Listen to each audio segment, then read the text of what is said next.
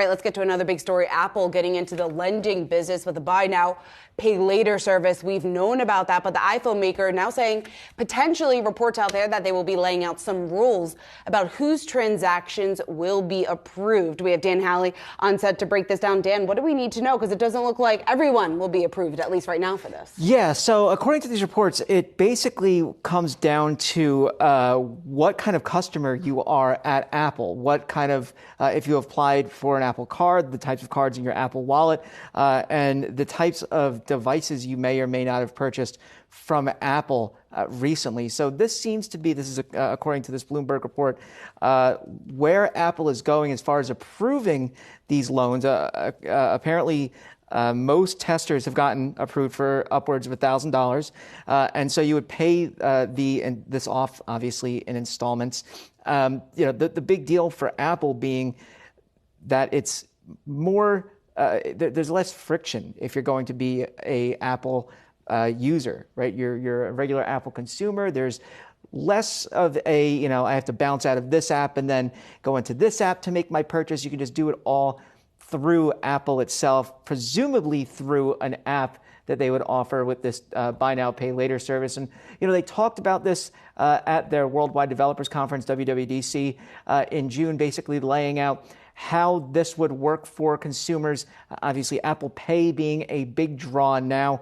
That seemed to just explode as far as the numbers of users over the years. It was a slow burn to the point where now a majority of Apple users use Apple Pay. How this buy now, pay later scheme will roll out, though, and how will it be accepted, that kind of remains to be seen. I mean, look, we already kind of do buy now, pay later. We pay for our phones in installments, but that's not necessarily coming through Apple. I left my wallet at home a week ago. Haven't needed it. It happens to me all the time. Hey, I walked to the store with it. Yeah. Not one time anywhere. It's ever amazing. Get in the car without your wallet and then be like, "Ooh, that was the wrong move. Where's my license?" Yeah. I drive without it all the time. You shouldn't be admitting this. There should be a license in there. It's a satire. All right, so we wanted our phones bigger and bigger and bigger, speaking of Apple. Now we want them flipping? Is that really on the way here with Apple? Yeah, so there's the possibility, right? They were awarded a patent or issued a patent for a display, a touch display with foldable features. That's kind of what the patent laid out here. You can see this is kind of one of the designs there. And, there's been talk of an Apple foldable for some time, whether or not it'll be an iPhone, an iPad, an iPhone that unfolds into an iPad. You can fold things a bunch of different ways. So maybe it'll be a paper airplane. These are different things that Apple could roll out, not the paper airplane, obviously.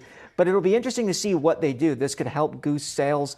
The problem is, this was from a UBS analyst note, basically saying that, look, people don't necessarily care about the ability to fold their device. They want better batteries, they want better screens, they want better cameras, they want the basics. So does that mean then that Apple won't go into this area?